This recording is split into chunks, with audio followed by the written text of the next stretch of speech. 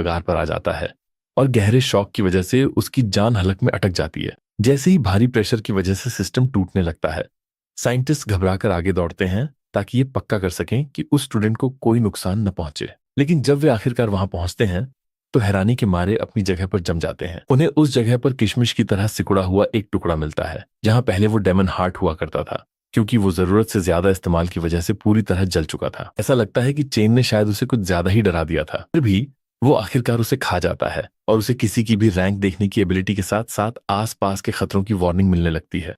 वो daemon layer से बाहर आता है और ये देखकर हैरान परेशान हो जाता है कि हर किसी की रैंक उसके ठीक सामने दिखाई दे रही है। लेकिन वो तुरंत नोटिस करता है कि प्रेसिडेंट ने अपना असली पोटेंशियल छुपा रखा है, जो असल में ज्यादा से ज्यादा एक एवरेज सी रैंक ही है। साइंटिस्ट अजीब तरीके से बाहर आते हैं और सबको बताते हैं कि ज्यादा खिंचाव की वजह से डेमन हार्ट फेल हो गया है, इसलिए उन्हें अभी के लिए टेस्ट रोकना पड़ेगा। वे चेन के स्टैट्स को एक संभावित एरर करार देते हैं और अनाउंस करते हैं कि पूरी रिपोर्ट रिव्यू के लिए हायर अथॉरिटीज को भेजी जाएगी। बाकी बचे स्टूडेंट्स को अगले दिन अपने असेसमेंट के लिए वापस आने के लिए कहा जाता है, क्योंकि तब तक एक नई टेस्टिंग डिवाइस तैयार हो जाएगी। बस जाते समय चेन के रूममेट्स उसकी तारीफ करते नहीं थकते और उसे एक लीजेंड की तरह ट्रीट करते हैं, जो कारनामा उसने सबके सामने करके दिखाया था। जीन साफ तौर पर अपनी जलन को बर्दाश्त नहीं कर पा रहा है। वो चेन को एक धोखेबाज कहता है और मशीन तोड़ने व काउंसिल का टाइम वेस्ट करने के बदले हर जाने की मांग करता है, बिल्कुल एक हारे हुए लूजर की तरह। जैसे ही चेन के सब्र का बांध टूटता है और वो उस बंदे को वहीं पर खत्म करने की तैयारी करता है, टिंग बीच में आ जाता है और तुरंत जियान को टोकता है। प्रेसिडेंट उसे अपने टीममेट की बेइज्जती न करने की वार्निंग देता है, जिससे जियान को गहरा झटका लगता है। टिंग फिर अपना हाथ आगे बढ़ाता है और उस नए ताकतवर खिलाड़ी को अपनी टीम में शामिल होने का इनविटेशन देता है। वो पूरे कॉन्फिडेंस के साथ वादा करता है कि साथ मिलकर वे निश्चित रूप से इतिहास का सबसे बड़ा स्कोर हासिल करेंगे। जीन पीछे खड़ा होकर घबराने लगता है। वो जानता है कि चेन के लिए जगह बनाने के लिए किसी को टीम से बाहर निकालना पड़ेगा और इससे भाइयों के बीच पक्का कोई प्रॉब्लम खड़ी होगी। वो जानता है कि टिंग की टीम में शामिल होने का मतलब लगभग फर्स्ट प्लेस पक्का करना है। इसी वजह से वो सोचता है कि चेन में ऐसा क्या खास है, खासकर तब जब बाकी लोग चाहे कितनी भी कोशिश कर लें, रिश्वत देकर भी इस टीम में जगह नहीं पा सकते थे। जीन अपने प्राइड को किनारे रखता है और धीरे से चेन का टीम में वेलकम करता है और हिचकिचाते हुए उसके कंधे पर हाथ रखता है। चेन तुरंत उसका हाथ झटक देता है और कहता है कि उसे उनकी टीम में शामिल होने में कोई दिलचस्पी नहीं है।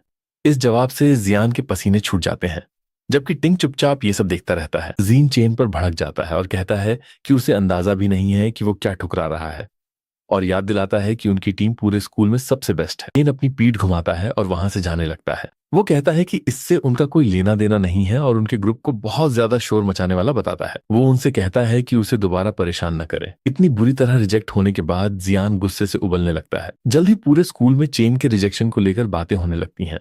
ज्यादातर स्टूडेंट्स को लगता है कि अपनी सी रैंक दिखाने के बाद वो अकेले ही फर्स्ट आने का प्लान बना रहा है। अब पूरा स्कूल उनके सामने चल रहे इस ड्रामे के मजे ले रहा है। इतने सरेआम और करारे रिजेक्शन के बाद जियान और टिंग के चेहरों पर बेइज्जती देखकर चेन के रूममेट्स को बड़ा मजा आता है। प्रेसिडेंट शांत रहता है और जियान से कहता है कि अगर चेन के अपने कोई प्लान्स हैं तो उसे चिंता करने की जरूरत नहीं है। ये सब देखकर वहां नजर रख रहे प्रिंसिपल मायूस होकर एक ठंडी सांस भरते हैं। सच में उम्मीद कर रहे थे कि ये लड़के आपस में टीम बना लेंगे। वो चाहते थे कि वे दोनों मिलकर स्कूल का एक नया रिकॉर्ड कायम करें। हालांकि लिंग इशारा करती हैं कि बात इस तरह से और भी ज्यादा मजेदार हो गई है। वो समझाती हैं कि टिंग एक अमीर और बिगड़ा हुआ लड़का रहा है, इसलिए वो इस रिजेक्शन को पक्का एक खुली जंग की तरह लेगा। प्रिंसिपल को याद दिलाती हैं कि एक बार जब प्रेसिडेंट का प्राइड हर्ट हो जाता है तो उससे पंगा लेना कोई आसान बात नहीं है। जियान लगातार अपनी शिकायतें जारी रखता है और कहता है कि चेन में बस इसलिए घमंड आ गया है क्योंकि एक टेस्ट एरर की वजह से उसे सी रैंक मिल गई। टिंग इशारा करता है कि रिजल्ट शायद सच में असली हो सकता है। वो मानता है कि भले ही इसकी उम्मीद कम है,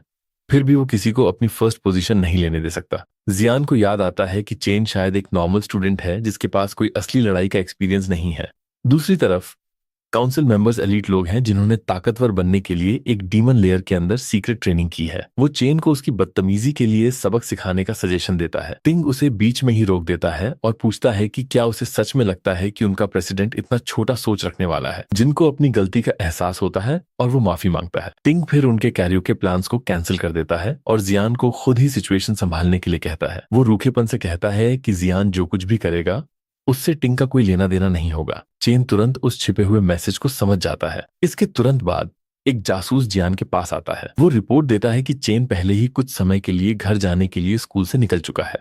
वो बताता है कि चेन बिना खाना खाए ही चला गया जिससे उनका काम बहुत आसान हो गया है। जिनको लगता है कि ये बहुत ही बढ़िया मौका है, वो स्कूल के बाहर चेन को खत्म करने के लिए एक्साइटेड हो जाता है, जहां कोई भी उसकी मदद के लिए नहीं आ पाएगा। जैसे ही चेन सड़क पार करता है, उसे अपनी पिछली जिंदगी की एक बड़ी तबाही याद आती है। एक टॉप गिल्ड ने सेंट ही कंट्री एरिया में एक डीमन लेयर को क्लियर करने की कोशिश की थी। लेयर के अंदर उनका सामना रैथ नाम के एक नए मॉन्स्टर से हुआ।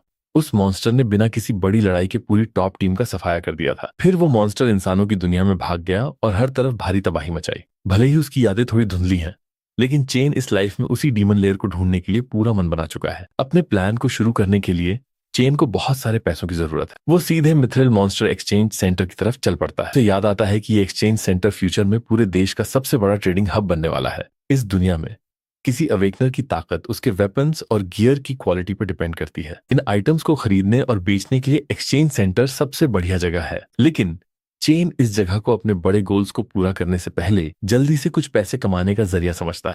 वो अंदर जाता है और ब्रोकर को मॉन्स्टर के कुछ नुकीले दांत दिखाता है। ब्रोकर उन्हें शक भरी निगाहों से बहुत ध्यान से देखता है। ब्रोकर पूछता है कि एक मामूली स्टूडेंट को ये आइटम्स कैसे मिले। चेन शांति से कहता है कि ये उस मॉन्स्टर से गिरे थे जिसे उसने कुछ समय पहले हराया था। ब्रोकर हैरान रह जाता है और दावा करता है कि उसने पहले कभी ऐसे दांत नहीं देखे। उसकी असिस्टेंट आगे आती है और बताती है कि ये दांत ई क्लास मॉन्स्टर के हैं, जिसे सांग्स इन बीस्ट कहा जाता है। वो बताती है कि इन दांतों से ई ग्रेड वेपन बनाया जा सकता है या फिर किसी और काम के लिए इसका पाउडर बनाया जा सकता है। वो बदतमीज ब्रोकर उसे बीच में ही रोक देता है और दांत को वापस टेबल पर फेंक देता है। उसका कहना है कि वैसे भी एक ई ग्रेड आइटम की कोई वैल्यू नहीं होती। वो शेखी बघारता है कि उनकी दुकान सिर्फ वीआईपी लोगों के लिए है। वे केवल हाई स्टेटस अवेकनर्स और डी ग्रेड या उससे ऊपर के आइटम्स में डील करते हैं। वो इस बात को बहाना बनाता है कि उसे क्यों नहीं पता था कि वो ई ग्रेड आइटम क्या था। वो मन ही मन शिकायत करता है कि आजकल उसे कोई अमीर कस्टमर नहीं मिल रहा है। उसे एक लो टियर स्टूडेंट की मदद करने में कोई फायदा नहीं दिखता, क्योंकि इससे उसका प्रमोशन नहीं होने वाला। वो चेन को एक मुसीबत बताता है और जाने से पहले सारा काम अपनी असिस्टेंट ली को सौंप देता है। प्यार से चेन को कैश का एक लिफाफा सौंपती है। फिर वो पूछती है कि क्या उसे किसी और चीज में मदद चाहिए। चेन लिफाफा चेक करता है तो उसे उसमें 18,000 मिलते हैं। वो सोचता है कि बिना किसी टेंशन के फिलहाल के लिए रेंट चुकाने के लिए ये काफी है। इसके बाद वो चमकती हुई ग्रेटेस्ट स्वॉर्ड निकालता है जो उसे परगेटरी राक्षस से मिली थी। ये देखकर ली का पूरा ध्यान तुरंत इस तरफ खिंच जाता है। भले ही उसने पहले कभी ऐसा कुछ न देखा हो, पर वो अंदाजा लगाती है कि ये कम से कम बी ग्रेड या शायद ए ग्रेड आइटम होगा। ब्रोकर वापस आता है और उसके अंदाजे पर हंसता है। कहता है कि ए ग्रेड आइटम्स की कीमत लगभग 10 लाख के आसपास होती है। वहां सालों तक काम करने के बाद भी वो दावा करता है कि उसने आज तक कभी सामने से कोई ए ग्रेड आइटम नहीं देखा। तभी दुकान का ओनर अंदर आता है। वो शांति से कहता है कि ये वेपन न तो ए ग्रेड है और नहीं बी ग्रेड। ब्रोकर अपने बॉस के इस कमाल के फैसले की तारीफ करता है। वो घमंड से हाँ में हाँ मिलाता है कि एक मामूली स्टूडेंट के पास इतनी कीमती चीज कभी नहीं हो सकती। लेकिन ओनर समझाता है कि ये वेपन परगेटरी की दुनिया से आया है। वो खुलासा करता है कि ये असल में एक एस ग्रेड आइटम है। ये सुनकर ब्रोकर और असिस्टेंट दोनों ही सदमे में जम जाते हैं। फिर तुरंत चेन से हाथ मिलाता है और एक खास वीआईपी गेस्ट की तरह उसका वेलकम करता है। वो चेन को वीआईपी रूम में इन्वाइट करता है और उसे अपनी जरूरत की कोई भी चीज मांगने के लिए कहता है। चेन बहुत सेटिस्फाइड फील करता है। ओनर चिंगजी आखिरकार ठीक उसी तरह आ गया जैसा उसने प्लान किया था। एक बार जब वे वीआईपी रूम में बैठ जाते हैं तो गिल्ड बॉस चेन से पूछता है कि वो इस वेपन को कितने में बेचना चाहता है। चेन तुरंत 10 लाख का प्राइस बताता है, जिससे वो ग्रीन हेयर वाला बॉस हैरान रह जाता है। बॉस उसे बताता है कि ये आसानी से करोड़ों में बिक सकता है क्योंकि ये बेहद कीमती है।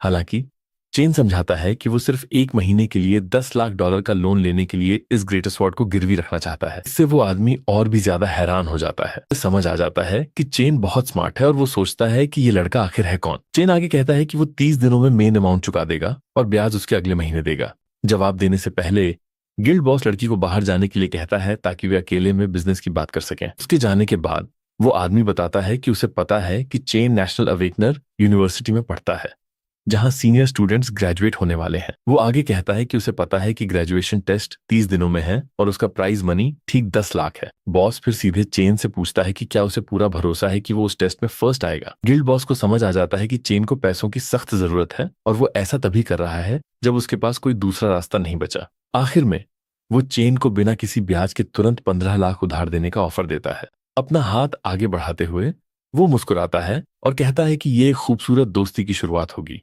चेन इस बड़े ऑफर को सुनकर हैरान रह जाता है और कुछ बोल नहीं पाता। वो आदमी उसे यकीन दिलाता है कि इस कमरे से एक भी बात बाहर नहीं जाएगी।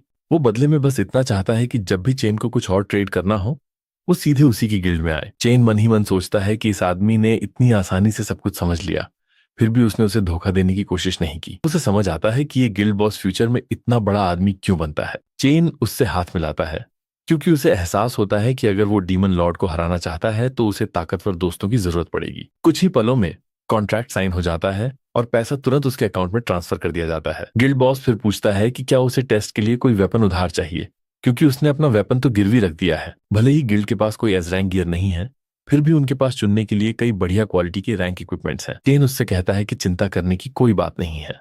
फिर वो बस अपनी दूसरी ग्रेट स्वॉर्ड को समन करता है जिसे उसने पहले हासिल किया था, जिससे गिल्ड मेंबर्स पूरी तरह दंग रह जाते हैं। इसके साथ ही चेन वहां से निकल जाता है। इसके तुरंत बाद गिल्ड बॉस उस पिंक बालों वाली लड़की को इतने हाई लेवल क्लाइंट को लाने के लिए सुपरवाइजर के तौर पर प्रमोट कर देता है। पूरी तरह से जाने से पहले चेन को याद आता है कि वो कुछ खरीदना भूल गया है और वो वापस काउंटर की तरफ मुड़ता है। कुछ घंटों बाद चेन एक बस स्टॉप पर इंतजार कर रहा होता है। उसे याद आता है कि कैसे अपनी पिछली लाइफ में उसने ऊपर पहुंचने के लिए बहुत स्ट्रगल किया था और लोग उसके साथ कचरे की तरह बर्ताव करते थे। गुजारा करने के लिए वो लगातार काम करता था और उसे और उसकी बहन को हर महीने जिंदा रहने के लिए लगभग बेघरों की तरह रहना पड़ता था। उसकी बहन युआन को तब उसकी पसंद की यूनिवर्सिटी में एडमिशन मिल गया था, लेकिन उसने ये कहते हुए मना कर दिया कि कैंपस उसके भाई से बहुत दूर है। लेकिन असल में वो उस पर और ज्यादा पैसों का बोझ डालने से डर रही थी।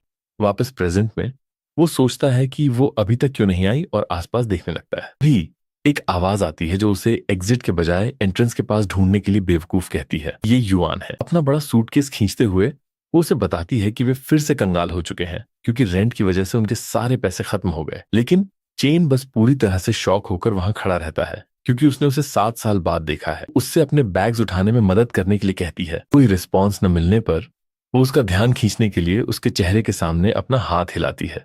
उसी पल चेन अचानक आगे बढ़ता है और उसे कसकर गले लगा लेता है, जिससे वो हैरान रह जाती है। थोड़ी देर बाद वो उसकी पकड़ से छूटने के लिए उसे गुदगुदाती है और उसे डांटती है कि उसने उसका दम ही घोंट दिया था। वो उससे कहती है कि वो आजकल काफी अजीब बर्ताव कर रहा है और पूछती है कि क्या उसके क्रश ने उसे रिजेक्ट कर दिया है, लेकिन वो इस बात को टाल देता। दोनों एक साथ चलने लगते हैं और वो अपने एग्जाम्स के बारे में बात करती रहती है। फिर भी चेन सब कुछ सुनने में बेहद खुश है और खुद से वादा करता है कि वो इस लाइफ में उसके साथ कुछ भी बुरा नहीं होने देगा। कहीं और एक अंधेरी गली में कुछ गुंडे इंतजार कर रहे होते हैं।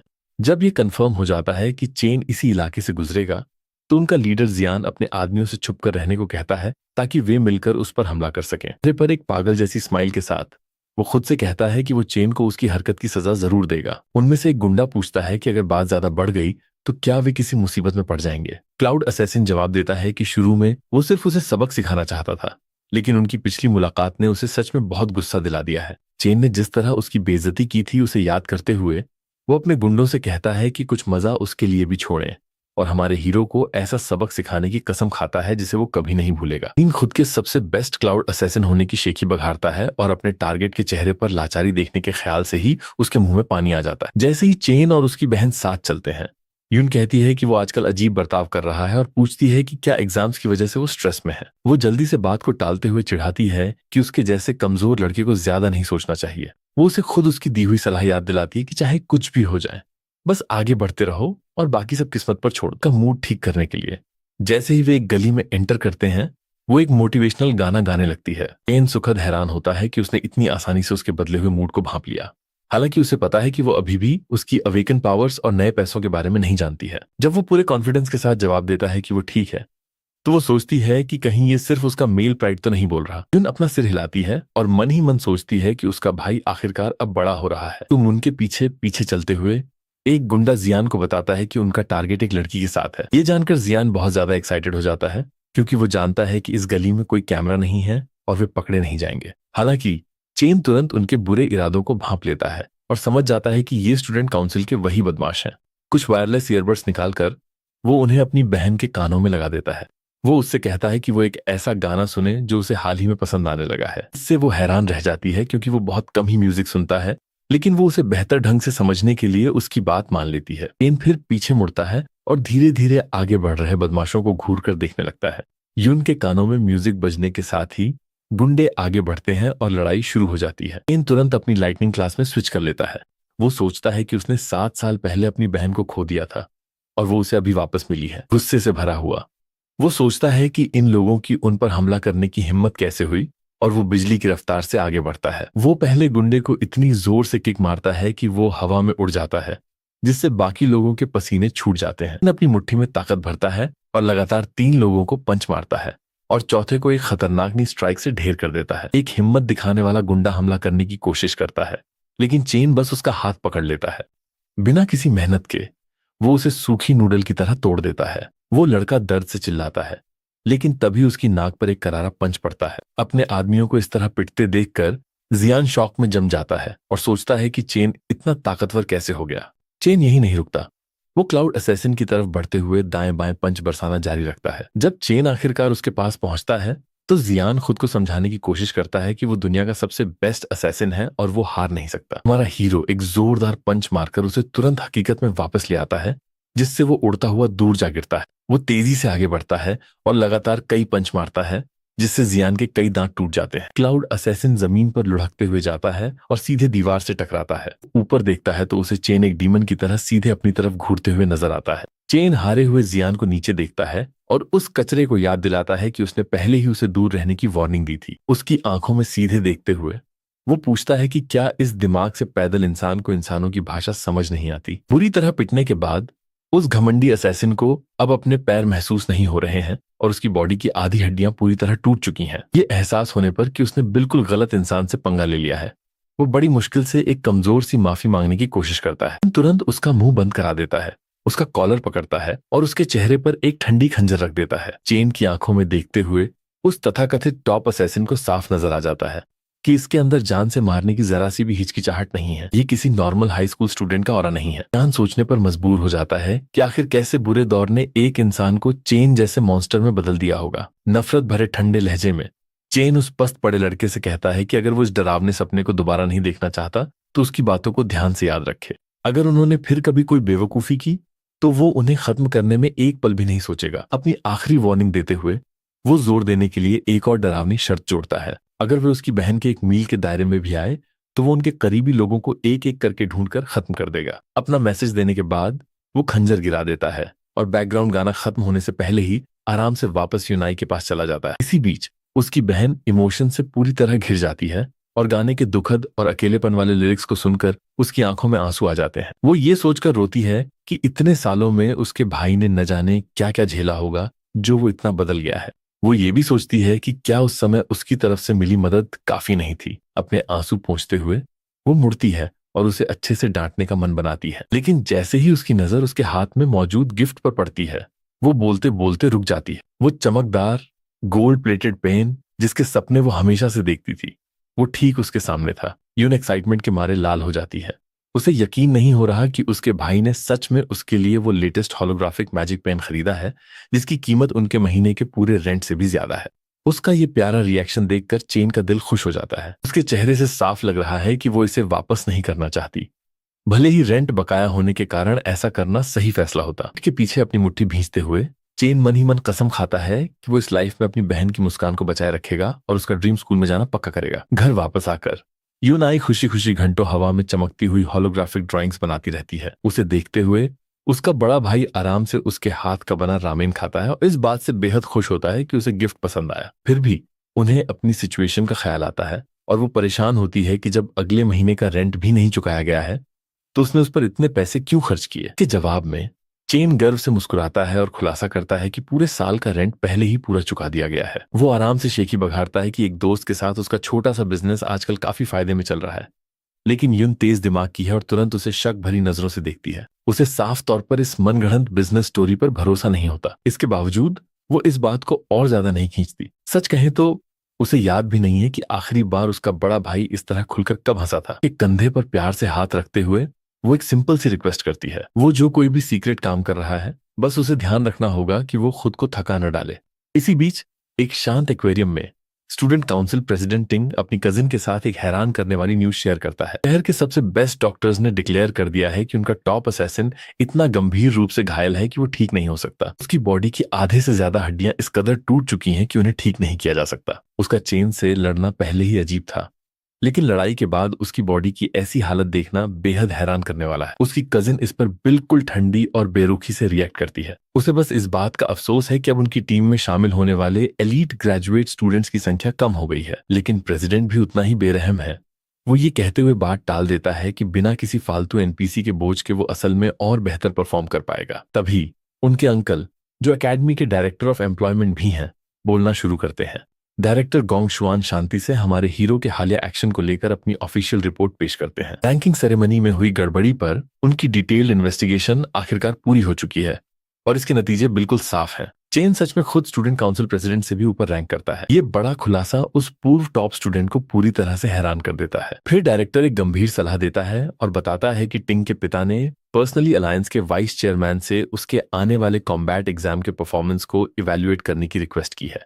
इस वजह से टिंग को यह श्योर करना होगा कि वो बाकी सबसे ज्यादा चमक सके। लेकिन अगर वो स्पॉटलाइट हासिल करने में फेल हो जाता है तो डायरेक्टर एक बैकअप प्लान सजेस्ट करता है। हरे बालों वाली लड़की, जो उसके अंकल की फेवरेट नीस है, उसकी टीम में शामिल होगी ताकि वो ओवरऑल फर्स्ट प्लेस हासिल कर सकें। हालांकि घमंडी काउंसिल प्रेसिडेंट बिना सोचे समझे इस ऑफर को साफ रिजेक्ट कर देता है। वो घमंड से दावा करता है कि उसने शुरुआती असेसमेंट के दौरान अपनी असली ताकत का एक हिस्सा भी यूज नहीं किया था। अपनी जबरदस्त ताकत पर पूरा कॉन्फिडेंस रखते हुए प्रेसिडेंट टिंग उन्हें एश्योर करता है कि वो अकेले ही पूरी एकेडमी पर डोमिनेट करेगा। एकेडमी के डॉर्म्स में वापस आकर हमारा लड़का चेन एक भारी बैकपैक के साथ अपनी डेली 100 मील की थका देने वाली रनिंग पूरी करने के बाद नहाता है। पूरी तरह से केवल एक ही गोल पर फोकस कर रहा है, आने वाले ग्रेजुएशन एग्जाम में $1 मिलियन का प्राइज जीतना। ये प्राइज मिथ्रिल गिल्ड के किंगजी के साथ अपनी डील पूरी करने और एक फायदे का बिजनेस रिलेशन बनाने का उसका इकलौता मौका है। बड़े एग्जाम में सिर्फ कुछ हफ्ते बचे होने के कारण वो बेड पर लेट जाता है, आराम करने के लिए नहीं बल्कि सोते हुए भी अपनी कड़ी मेहनत जारी रखने के लिए। अपने कॉन्शियसनेस को अपने डेमोनिक लेयर में ले जाते हुए वो अपने सामने डेमन किंग लैन यू के बड़े से वॉइड टावर को खड़ा पाता है। बिना किसी हिचकिचाहट के वो उसके एंट्रेंस की तरफ जाने वाली लंबी और भारी सीढ़ियों पर चढ़ने लगता है। पहले ग्रेवहाउंड किंग क्लास का यूज करके उसका पहला असेसमेंट एक अच्छे खासे मिड सी रैंक तक पहुंच गया था। दूसरी तरफ उसके अबीसल फील्ड क्लास की जबरदस्त ताकत ने एकेडमी के रेटिंग सिस्टम को पूरी तरह से ओवरलोड कर दिया था। यहां तक कि डेमन हार्ट खुद भी इसके असली पोटेंशियल को सही तरीके से क्लासिफाई करने में पूरी तरह असमर्थ था। इस वजह से अपनी बाकी क्लासेस को सही ढंग से इवेल्युएट करने का इकलौता तरीका बिल्कुल साफ हो जाता है। उसे वॉइड टावर को अनलॉक करना होगा और उनकी असली डिस्ट्रक्टिव पावर को सीधे बैटलफील्ड पर टेस्ट करना होगा। अंदर कदम रखते ही चेन को उत्सुकता होती है कि टावर उसके सामने किस तरह का खतरनाक और डरावना चैलेंज पेश करेगा। लेकिन जैसे ही वो देखता है कि अंदर उसका क्या इंतजार कर रहा है, उसकी आंखें सदमे से खुली की खुली रह जाती हैं।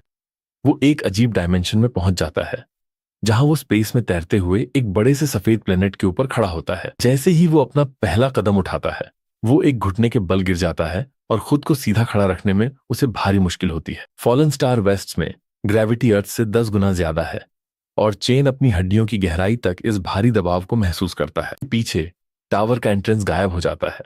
वो जानता है कि एग्जिट को दोबारा खोलने के लिए उसे बॉस को हराना होगा, इसलिए किसी भी मॉन्स्टर के हमला करने से पहले उसे जल्दी से खुद को ढालना होगा। हालांकि पास में ही घूम रहा एक फैंटम लायन उसे ये मौका नहीं देने वाला।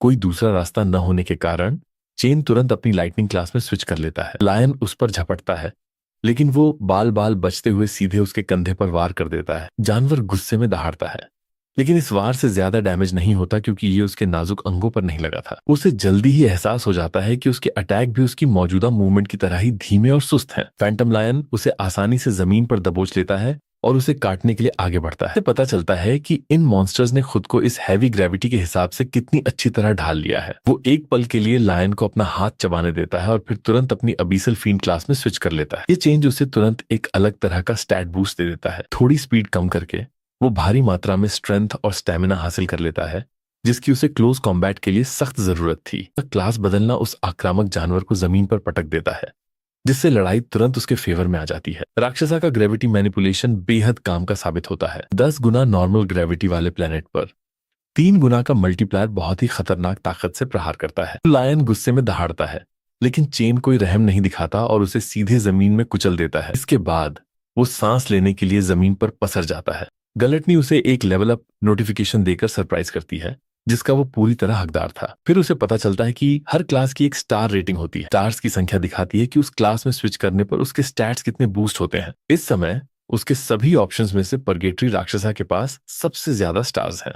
लेकिन इस एडवांटेज के बावजूद उसे एक बी रैंक फैंटम लायन के खिलाफ अपनी जान की बाजी लगानी पड़ी। ये साफ है कि अपनी पूरी एसएसएस रैंक पोटेंशियल तक पहुंचने के लिए उसे अभी लंबा रास्ता तय करना है। मामला तब और बिगड़ जाता है जब वो ये देखकर इरिटेट हो जाता है कि गलटनी उसे इस क्रिएचर को एब्जॉर्ब करने का ऑप्शन तक नहीं दे रही। ये मॉन्स्टर साफ तौर पर फ्लोर बॉस भी नहीं था, क्योंकि इसे मारने के बाद भी एग्जिट दिखाई नहीं दिया। अचानक उसके पीछे एक बड़ा सा दरवाजा खुलता है। अंधेरे में से दर्जनों चमकती हुई आंखें बाहर झांकती हैं। उसे असलियत का जोरदार झटका लगता है। सिर्फ एक फैंटम लायन को हराने में जितनी मेहनत लगी, वो आगे आने वाली मुसीबत के सामने कुछ भी नहीं है। अनगिनत बी रैंक मॉन्स्टर्स दरवाजे से बाहर निकल आते हैं और हर डायरेक्शन से उस पर पंजे मारने और अटैक करने लगते हैं। अब जाकर उसे फाइनली समझ आता है कि राक्षसा ने उसे किस बारे में वॉर्न किया था। डेमन ने उसे बताया था कि टावर बेरहम जानवरों से भरा हुआ है और उसका रास्ता अंतहीन दर्द और तकलीफों से भरा होगा। लेकिन उसे ये सब सहन करने के लिए भी कहा गया था, ताकि वो खुद को ढाल सके और ज्यादा मजबूत बन सके। चेन अचानक नींद से जाग जाता है। उसे ऐसा लगता है जैसे वो अपनी लाइफ के सबसे बुरे सपने से बचकर निकला हो। कमरे में बाकी सभी अभी भी गहरी नींद में सो रहे हैं, इस बात से बिल्कुल अनजान कि उसने अभी अभी मॉन्स्टर्स द्वारा चीर फाड़ किए जाने का भयानक दर्द महसूस किया है। उसे फाइनली समझ आ जाता है कि परगेटरी का वॉइड टावर तुरंत लेवल अप करने का कोई शॉर्टकट नहीं है। वो अभी एक लंबी और दर्दनाक जर्नी के बिल्कुल स्टार्ट पर है। कुछ हफ्ते बीत जाते हैं और आखिरकार एकेडमी के ग्रेजुएशन एग्जाम का टाइम आ जाता है। स्टूडेंट्स के इस होनहार नए बैच को देखने के लिए कई वीआईपी वहां आए हुए हैं। टीम बनाने के लिए नए रूल्स अनाउंस किए जाते हैं, जिसके तहत हर पार्टी में कम से कम एक हाई ई रैंक स्टूडेंट का होना जरूरी है। जब टीम बनाने का टाइम आता है तो अनाउंस किया जाता है कि सभी स्टूडेंट्स अब एक दूसरे के रैंक देख सकते हैं। इससे सभी को जल्दी डिसाइड करने में मदद मिलती है कि अपने ग्रुप के लिए किसे रिक्रूट करना है। स्टूडेंट्स को उनके रैंक के हिसाब से हाईएस्ट से लोएस्ट ऑर्डर में लिस्ट किया गया है। लेकिन मा लॉन्ग को जल्दी ही कुछ अजीब नोटिस होता है। चेन भी तब कंफ्यूज हो जाता है जब वो अपना नाम लिस्ट में सबसे नीचे देखता है। सभी की निगाहें उस पर टिक जाती हैं, क्योंकि हर कोई हैरान है कि एक हाई ग्रेड अवेकनर सबसे नीचे वाले स्पॉट पर कैसे हो सकता है। जेलस स्टूडेंट्स तुरंत बकवास करना शुरू कर देते हैं। उन्हें यकीन हो जाता है कि उसका पिछला हाई रैंक सिर्फ टेस्ट की कोई गलती थी। फिर भी वो इस बात से इनकार नहीं कर सकते कि उसकी ताकत असली है और उसे अपनी टीम में लेने से उनके स्कोर आसानी से बढ़ जाएंगे। काउंसिल प्रेसिडेंट टिंग चुप रहता है, जबकि लोग उस बेवकूफ के बारे में फुसफुसा रहे हैं जिसे प्रेसिडेंट का ऑफर रिजेक्ट करने के अपने फैसले पर पछतावा हो रहा होगा। पता चलता है कि इस ट्रिक के पीछे कोई और नहीं बल्कि उसका अपना अंकल गोंगशुआन है। उसने सोचा था कि चेन को सबसे नीचे रैंक पर देखकर कोई भी उसे अपनी पार्टी में इन्वाइट नहीं करेगा। उसका प्लान बिल्कुल सिंपल था। अगर चेन क्वालिफाई ही नहीं कर पाएगा तो उसे प्रेसिडेंट की टीम को हराने का मौका भी नहीं मिलेगा। कुछ घंटे पहले लगभग पूरी क्लास प्रेसिडेंट टिंग के सामने गिड़गिड़ा रही थी कि वो उन्हें अपनी टीम में शामिल कर ले। वे उसे मक्खन लगाने की पूरी कोशिश करते हैं, लेकिन चेंग उन्हें मना कर देता है और कहता है कि वे केवल एक ही और पर्सन को ऐड कर सकते हैं। अब बाकी सभी स्टूडेंट्स ने अपनी टीमें बना ली हैं और केवल सबसे कमजोर डॉम ही पीछे रह गया है। लॉन्ग कहता है कि उन्होंने हर किसी से पूछकर देख लिया, लेकिन कोई भी उनके साथ जुड़ना नहीं चाहता। चूंकि उनके पास अभी सिर्फ 4 ही लोग हैं, इसलिए वे ग्रेजुएशन टेस्ट में पार्टिसिपेट नहीं कर सकते। वो शिकायत करता है कि ये बहुत सस्पिशियस है कि चेन का स्कोर गिराकर सबसे कम रैंक पर कर दिया गया, जिससे वो पार्टिसिपेट करने के लायक भी नहीं बचा। कि रूल्स के हिसाब से कम कम एक हाई लेवल ई रैंक का होना जरूरी है। ऐसा लगता है कि जानबूझकर उनके ग्रुप को टारगेट किया गया है। ग्रेजुएशन टेस्ट ही इकलौता तरीका है जिससे स्टूडेंट्स अपना टैलेंट दिखा सकते हैं और टॉप गिल्ड्स उन्हें स्काउट कर सकती हैं। फाइनल टेस्ट में पार्टिसिपेंट्स की संख्या डिसाइड करती है कि ग्रुप को कितने मॉन्स्टर्स का सामना करना पड़ेगा, इसलिए ज्यादा लोग होने का कोई एडवांटेज नहीं है। यही वजह है कि कोई भी कमजोर स्टूडेंट्स के साथ नहीं जुड़ना चाहता, क्योंकि वे सिर्फ एक एक्स्ट्रा बर्डन होंगे। बात को और बिगाड़ने के लिए सबसे कम रैंक वाले तीनों स्टूडेंट्स एक ही डॉम से हैं, जिससे वे पूरी तरह से अकेले रह गए हैं। एक स्टूडेंट जुओ को आवाज देता है और उससे कहता है कि उन्हें सिर्फ एक ही पर्सन की कमी है। वो लड़का उसे मैनिपुलेट करने की कोशिश करता है और कहता है कि वो यकीनन अपने कमजोर डॉममेट्स के साथ टीम बनाकर ग्रेजुएशन टेस्ट में फेल नहीं होना चाहेगा। टीम को रियलाइज होता है कि अगर ऐसा ही चलता रहा तो बहुत चांस है कि वे सब बाहर रह जाएंगे और उन्हें कॉम्पीट करने का मौका भी नहीं मिलेगा। हालांकि डॉम किंग इस ऑफर को रिजेक्ट कर देता है और कहता है कि वो अपने रूममेट्स को कभी नहीं छोड़ेगा। दूसरा ग्रुप गुस्से में चला जाता है, लेकिन वो फिर भी उन्हें दूसरों को कम न आंकने की वार्निंग देता है। स्टूडेंट लिस्ट चेक करते हुए लॉन्ग अनाउंस करता है कि लगभग सभी ने अपनी टीमें बना ली हैं। उन्हें सिर्फ एक और पर्सन की जरूरत है, लेकिन कोई भी उनके साथ शामिल होने को तैयार नहीं है। चेन डायरेक्टर को घूरता है और उसे रियलाइज होता है कि इस आदमी का लास्ट नेम भी स्टूडेंट काउंसिल प्रेसिडेंट जैसा ही है। वो इन डर्टी ट्रिक्स को नोटिस करता है। चेन सोचता है कि क्या गोंगशुआन सच में उसे इतना बड़ा खतरा समझता है। बिना उम्मीद खोए वो डिक्लेयर करता है कि वो टूर्नामेंट में जरूर पार्टिसिपेट करेगा और अपनी लाइटनिंग पावर को एक्टिवेट करता है। चूंकि बाकी लोग अपनी नफरत इतने खुले तौर पर दिखा रहे हैं, इसलिए वो खुद से कहता है कि उसे भी पीछे हटने की कोई जरूरत नहीं है। अपनी एनर्जी रिलीज करते हुए वो आगे बढ़ता है, जबकि इंचार्ज ऑफिशियल्स उसके इस अचानक पावर डिस्प्ले से हैरान रह जाते हैं। यहाँ तक कि उसके डॉम मेट्स भी सोचने लगते हैं कि आखिर चल क्या रहा है। चेन को याद आता है कि सभी अवेकनर स्कूलों का एक स्पेशल रूल होता है। एक कॉम्पिटिटिव माहौल बनाने के लिए स्टूडेंट्स किसी को भी कभी भी चैलेंज कर सकते हैं। भले ही ये शो ऑफ जैसा लग सकता है, लेकिन ये अपनी ताकत दिखाने और पहचान हासिल करने का एक तरीका है। ऐसी सिचुएशंस में कई लोग तो पहले ही लड़ने से मना कर देंगे, लेकिन वो जानता है कि स्टूडेंट काउंसिल प्रेसिडेंट पीछे नहीं हटेगा जब तक वो